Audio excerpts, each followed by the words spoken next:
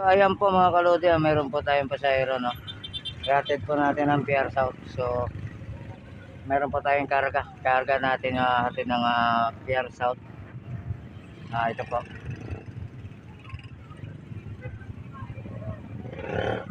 Dalawang karton ng Nature Spring, tapos isang cheese ng tsaka dalawang soft drinks. Tsaka yun si ate. Yan yung mayari.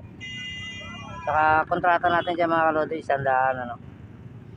So, samahan niyo po ako sa adventure ngayong gabi. Ayan, sa hindi pa nakapag-subscribe dyan, subscribe na po tayo sa ating channel. Samahan niyo po ako sa adventure. So, andito po kami sa may recto papuntang Delpan. So, ayan po mga kaludi. Medyo matraffic po doon banda. Ayan po.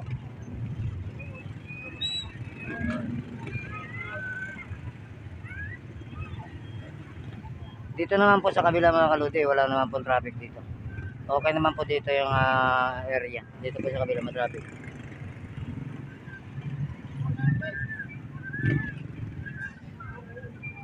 So ayan, samahan niyo po ako sa aking adventure ngayong gabi. Maraming salamat sa inyong lahat. Sa mga bago pa dyan na hindi nakapag-subscribe sa ating channel, subscribe na po tayo sa ating channel para kumatan na yung channel natin.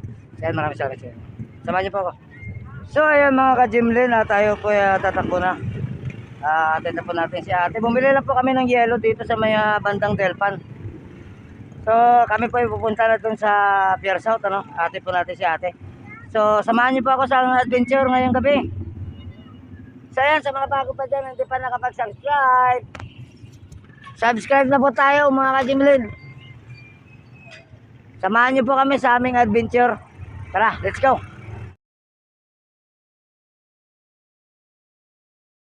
Medyo madilim yung ating harap. Kasi po mga ka-Jimlin, ang nasira po yung ating ilaw, ano. Yan po yung problema ng motor ko eh. Hindi ko alam mga ka-Jimlin na minsan umiilaw, minsan namamatay. Hindi ko alam kung anong problema ng ilaw niya. Pinaayos ko na po ito sa garahe. Kanina okay pa to nung nagatid ako sa SM San Lazaro. Tapos sa pagbalik ko po dito mga ka-Jimlin sa Divisoria, bigla na lang nawala yung ilaw ko.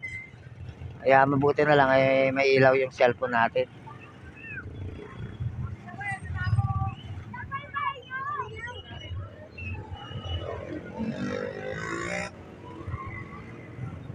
So medyo heavy traffic dito mga ka-Jimlin ngayong gabi. Sa dami po ng tao, no. Ngayon po yung araw ng Sabado. Ayun. So alam nyo naman pag Saturday, Sunday, oras po ng pasyal. Kaya pero yung iba nagtatrabaho pa naman.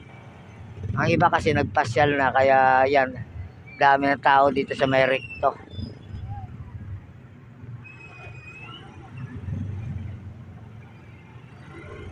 Sana po bigyan natin ng like ang video ito. Kahit isa lang po mga ka-Jimlin. Malaking bagay na po yan para sa akin. Makakabili na pa akong bigas. Maraming salamat po sa inyo.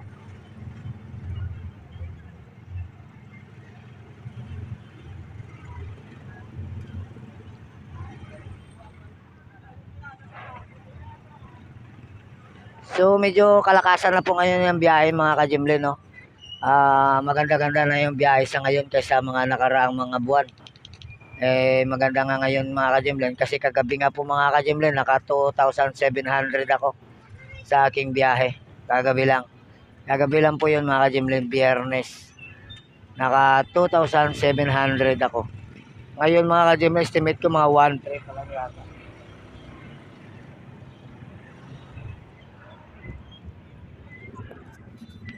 Medyo ngayon siguro mga ka-Jimlin, mga 1,300 pa lang ako.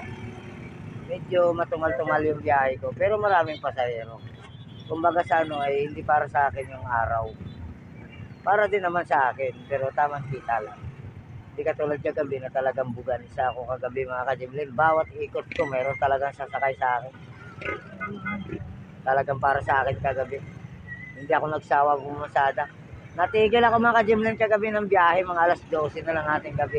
Ang dami bang pasahero, natigil na ako. Pagod na ako eh. Sabi ko okay na to, sabi ko kahit 3,000 lang sana. Pero wala na, hindi na ako inabot mga ka-Jimlin dahil nagatid pa ako ng Pandakan. Kaya pagbalik ko, napagod ako. Kaya hindi na ako bumiyahe. Nagpahinga na lang kami ng anak ko. So dito na po kami sa Delpan mga Jimlen. Akit na po kami ng tulay, papuntang Baseco. Pero hindi po tayo sa Baseco ha. Tayo po sa Pier South, doon sa may circle. Papasok po tayo doon sa looban. So shout out sa kay Ma'am Annie Rodriguez, shout out sa kay Linda Osio 321. Shout out din sa kay Taong Gubat Gospel Main. Shout out sa kay Lakay Adventure, Ganggang Official TV. Siyempre naman sa lahat ng mga Baseco na nakakilala sa akin. Shout out sa inyo mga tricycle driver ng Baseco. Ano ba yan ate? Sabi mo tayo. Ba't ginalaw mo yung plastic mo? Napunit yata. Sabi mo na natin, sayang yung mga nahulog. Ba't mo ginalaw? Okay na yun ah. Kasi ano po mga ka-Jimlen yung karga namin. Pag ganun, pag ganun. Hawakan mo sa puwet. Hawakan mo sa puwet. Yan, pag ganyan. Yan. Lalo. Ganyan. Yan. Ganyan na lang. Hawakan mo ito dalawa oh. Dalawang kamay. Yan. Gandahanin na lang natin. Ganun mo. Dalawang kamay. Sige, sapnayin mo. Higpitan mo para hindi magalaw. Na ano po yung plastic mga ka-Jimlen ng yelo. Ba't kasi plastic ang nilagyan ng buoy doon? Wala man lang bang kasako-sako doon. Bugok man yung ano ng yeluhan na yon. Plastic yung nilagyan ng yelo. Wala bang sako doon na ano alam yelo eh plastic. Nabutas to na paghawak ni ate. Tandaan na lang po tayo mga ka-Jimlen. Kasi baka lumaki pa po yung butas. Sayang po yung mga nahulog. Mga estimate ko mga 4 na medyo malaki at saka siguro mga 6 na baso na yelo. Malaki-laking bagay na rin yung mga ka-Jimlen pero mahirap na, hindi na rin namin binalikan kasi baka maano lang kami ng sasakyan. Mahirap na. Konti lang naman yon. Ang pinagtataka ko lang kasi bakit plastic ang nilagyan ng yelo. May mga sako naman sila yata doon eh. Kasi hinawakan ni ate yung plastic, siguro, iayos siguro ni ate. Biglang napunit yung plastic.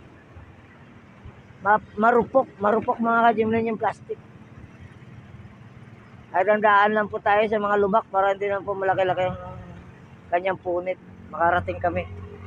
Hindi naman po tayo nagmamadali. Marami naman po ang pasahero makukuha. So ayan mga ka-Jimlen, kung napapansin nyo po, madilim po yung harap natin. Ayan, medyo lumiwanag na. Dumapadaan tayo sa ilaw. No?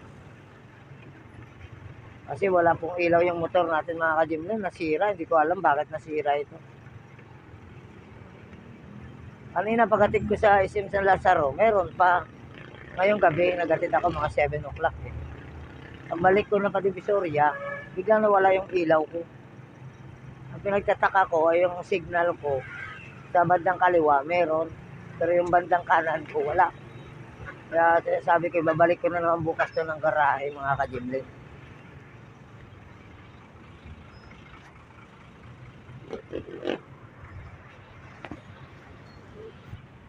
Hindi naman marami yung natapon, tama lang din, pero kahit pa paano, nakakapanginayang naman. Siyempre, yun na lang ang tubo eh. Tapon pa.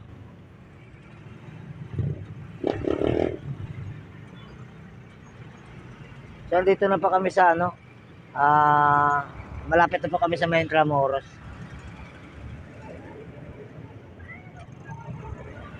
Ika nga sabi nila mga ka-Jimlen, no, ang disgrasya, hindi mo talaga alam kahit anong mangyari.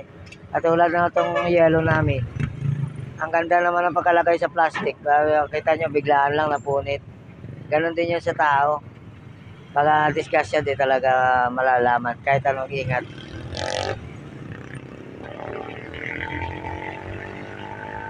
Na kailangan lagi tayong ingat sa biyahe, mamasada.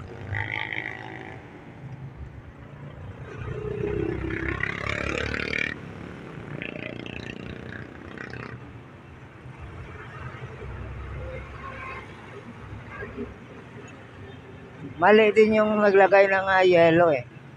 Kasi plastic yung nilagyan niya, baka may mga sako naman sila doon. Dapat sako na nilagyan nila. Plastic yan eh, mapupunit talaga yan. Nagulat nga ako bakit sa plastic. Pero hindi ko naman napansin kanina to mga ka-Jimlet. Ngayon ko lang nalaman nung napunit na yellow pala. Akala ko yung yellow nasa likod. Dito pala sa plastic.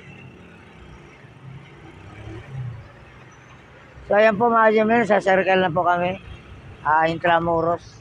So papasok po kami dito sa papuntang Looban. Pagdating namin sa may kanto dyan sa may kanto dyan, kakaliwa kami rito. Marami na rin ako nahatid ng mga pasahero dito, mga ka-Jimlet, hindi na mabilang. Si ate dyan banda sa kaliwa sa may kantin, lagi kong inahatid din yan. Pag nakikita niya ako doon sa may Saragusa, pinaparahan niya ako. Dito sa may kantin na yan mga ka-Jimlet, si ate, pag nakita ko niyan doon sa Saragusa, pinaparahan ako yan. Lagi ko yan natin. Ayun siya nakatayo. Lagi siya namimili din doon. Lagi ko siya nahahatid dito. Basta kita ko niyan dumaan, tawagin kagad ako niyan. Mabait naman siya mga suki natin. Hindi naman yung bira lang natin sila masakay kasi halimbawa nito, sila yung nag-aabang doon. Tapos kung mag-aantay pa sila sa atin, hindi nila alam kung darating ba talaga tayo o hindi. Siyempre tatagal sila doon. Kung sino na lang talaga dumaan, sasakay na lang talaga yan sila. Pero minsan natatsambahan talaga natin na suki natin nandyan. Kaya naisasakay natin.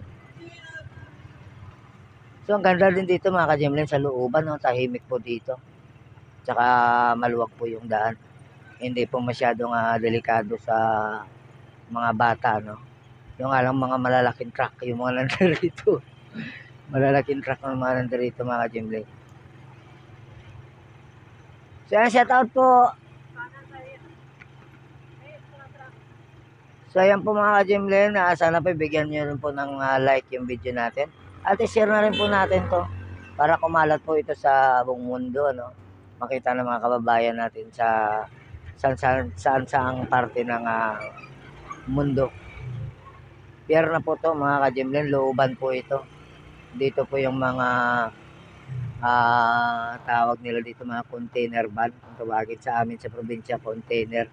Yung mga malalaki, kinakarga sa mga tinwheeler. Ayan tulad yung mga ka-Jimlet. Kita nyo ba yun? Ayan. Ako nga pala mga ka-Jimlet, may suki rin pala ako dito sa matandang babae. Sumasakay din sa akin. Dito sa may gilid lang mga ka-Jimlet. Magliko lang ng kaunti. Tignan ako dito kay nanay. Ayun din siya sa kabila mga ka-Jimlet sa dulo. Okay. Sayang.